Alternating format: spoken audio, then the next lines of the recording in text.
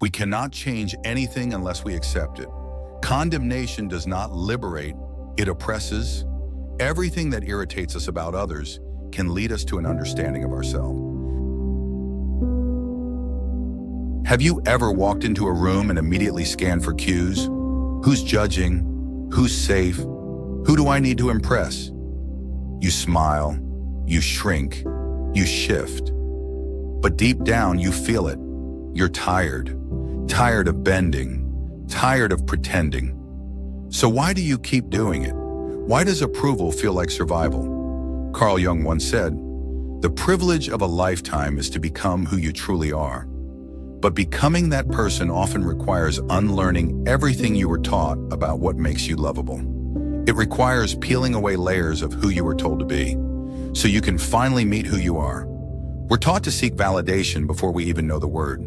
A baby cries, comfort comes, a toddler shares, a smile follows. The message is clear, connection is earned, and if you want to be safe, you must perform. Jung called it the persona, the mask we wear to adapt to society. It's necessary, it's useful, but the problem comes when you forget it's a mask. When you start believing you are the version of yourself others find acceptable.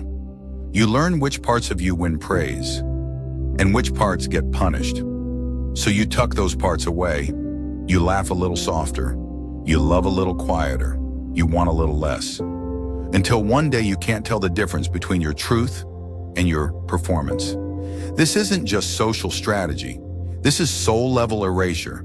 And the more you chase validation, the more you abandon the very self that needs healing. Because validation addiction is never about others. It's about the parts of you you haven't made peace with. Jung said that whatever you resist not only persists, it grows stronger. The parts of you that were silenced don't disappear. They retreat to the unconscious. They become the shadow. The shadow isn't evil. It's not your enemy. It's simply the parts of you you've exiled.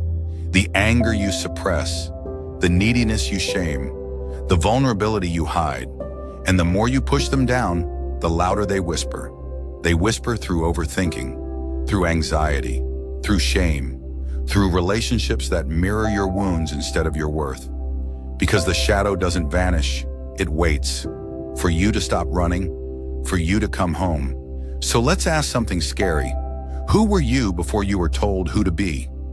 Before the world handed you a script and said, "This is what makes you worthy." Do you remember her?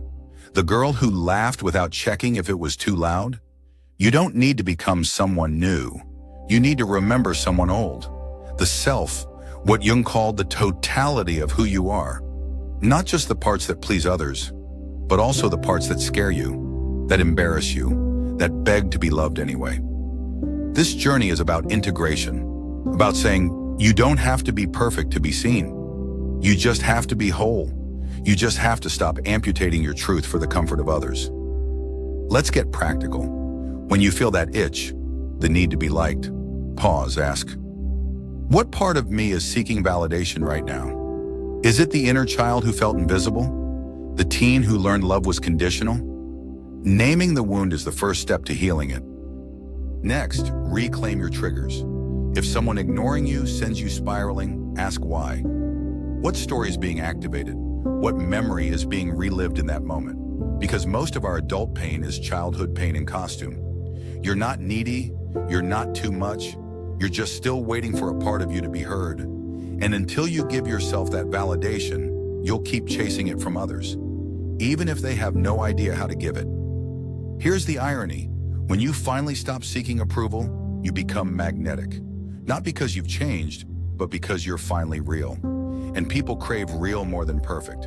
Your authenticity will repel the wrong ones and attract the right ones. Imagine a version of you who no longer scans the room for cues. She walks in full, software unapologetic. She doesn't audition. She doesn't hustle. She simply is. That woman isn't loud. She doesn't need to be. Her energy speaks. Her presence lands. Not because she dominates, but because she's integrated. And when you're integrated, the world adjusts to you, not the other way around. Let's go deeper. Validation isn't bad. It's human. But it should be dessert, not oxygen. Something to enjoy, not survive on. So how do you start? First, by telling the truth, not just to others, but to yourself. I feel unworthy. I feel like I don't matter. I'm afraid I'll be abandoned. Say it. Sit with it. Don't run from it. Let it breathe. This is the beginning of shadow work, not fixing yourself, but facing yourself. Because healing doesn't come from being more likable. It comes from being more honest. People may not understand your healing. That's okay. You don't owe your healing a performance. You owe it a commitment. Every time you choose truth over approval, you shift. Even if your voice shakes, even if your hands tremble, that's not weakness. That's power being reborn. Jung said, "The most terrifying thing is to accept oneself completely." Terrifying because it means owning your scars and your light, but also liberating, because once you do, no one can use your wounds against you again. So now I'll ask you again, who are you when no one's watching? And more importantly, will you finally stop running from her? You've lived for too long on borrowed identities, from parents, peers, partners, wearing roles like second skin, daughter, achiever, good girl, but none of them touch the core of who you are. And that's the quiet ache you feel at night. That restlessness, it's your soul knocking. We confuse connection with compliance. If I agree, maybe I'll belong. If I blend in, maybe I won't be abandoned. But blending is not bonding, it's bargaining. And you are not here to be a discount version of yourself just to be chosen. Every time you betray your truth for peace, you don't avoid conflict, you internalize it. That's why you feel anxious. That's why you feel invisible. Not because you're broken, but because your real self is suffocating under layers of false safety.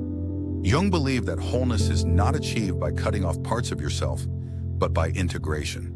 The anger, the softness, the jealousy, the love, it all belongs.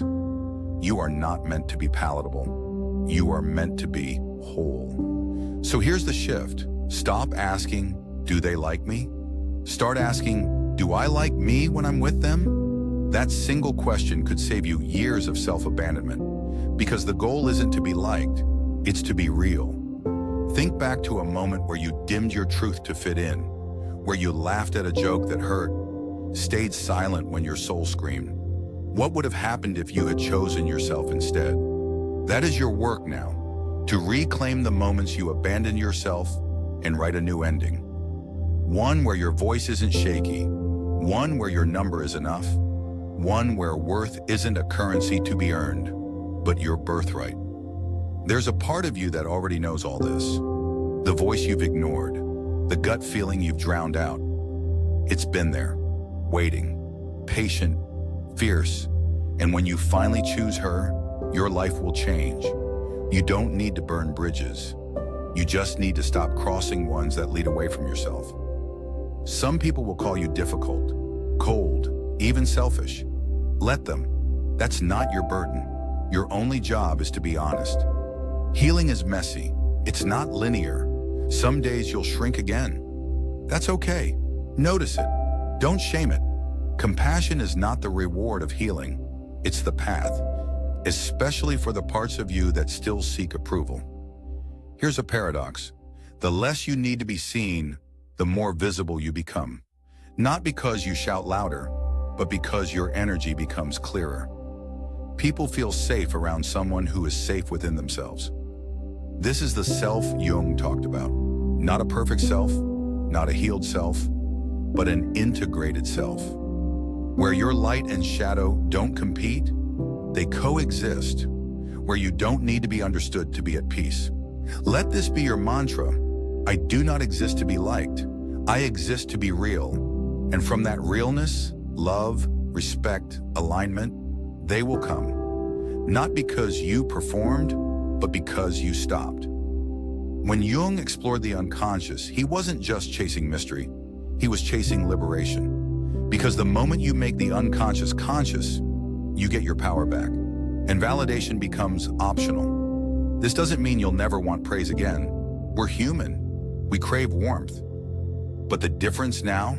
You won't need it to feel whole. It'll be a cherry on top, not the bowl. So next time you feel overlooked, remember, that isn't proof of your inadequacy. It's an invitation to reconnect with your truth, with your voice, with yourself. Let rejection be redirection to your center. It takes courage to stop living for applause, to clap for yourself in an empty room, to be your own witness when no one else understands. But that is what creates true power, the kind no one can take. What if your need to be liked is actually your soul's hunger to be seen? Not seen for your achievements, but for your essence. And what if the first person who needs to see that is you? We think healing is a destination, but it's really a homecoming, a return to the self we lost while trying to be loved. You don't need to earn your way back.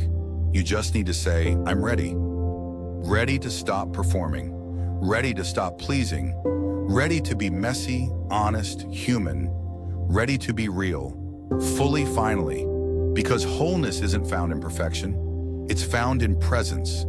There's a stillness that comes when you no longer chase, when you wake up and your worth isn't a question to solve, when your boundaries are not walls but doors, doors that let in what aligns and keep out what wounds.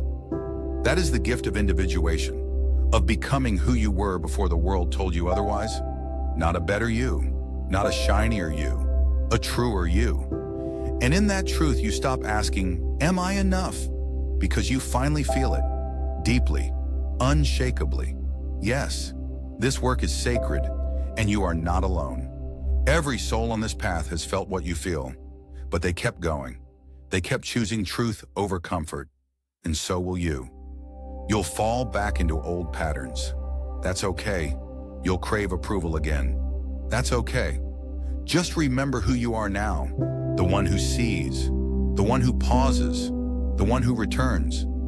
And one day, you'll look back at the girl who tried so hard to be loved, and you'll whisper, you did your best, but now you don't have to try so hard, because you've remembered who you are.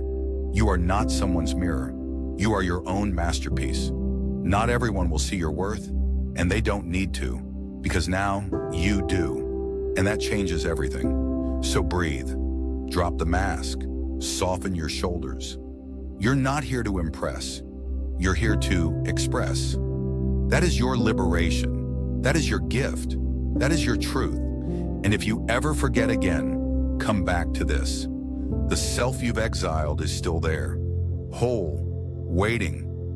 You don't need to earn your place. You were never unworthy to begin with. Carl Jung gave us maps into the unconscious, but you are the explorer, and the treasure you're searching for isn't out there. It's the you that was never broken, only buried. So let others chase approval.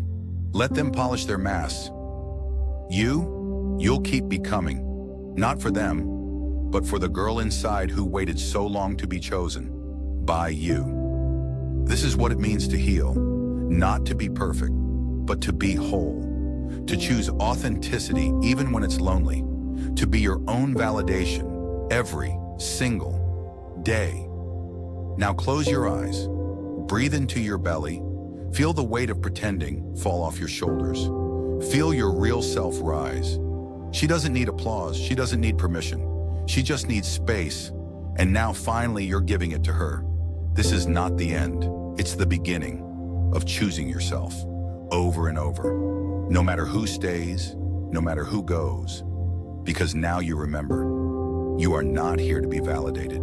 You are here to be fully, fiercely, finally. Before you go, take a quiet moment with yourself. Gently ask, where in my life am I still performing, hoping to be enough? What part of me is asking to be seen, not silenced? If I no longer needed approval, what truth would I finally speak?